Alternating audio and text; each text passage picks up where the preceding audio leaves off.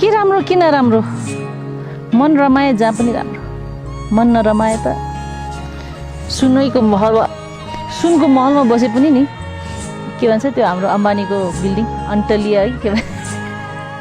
त्यहाँ बस्ने मान्छे पनि सुखी छ जस्तो लाग्दैन मलाई कति डर र त्रासमा बाँच्नु परिरहेको छ है तर फेरि कोही जङ्गलमै बसेको छ गुफामै बस्दा पनि डर छैन मन आनन्दित छ सबै कुरा मन हो भन्ने कुरा अब मैले सिकेँ मेरो गुरुहरूबाट फुलको आँखामा फुलै संसार ताराको आँखामा तारै संसार झुल्किन्छ है छाया वस्तु अनुसार काँडाको आँखामा काँडै संसार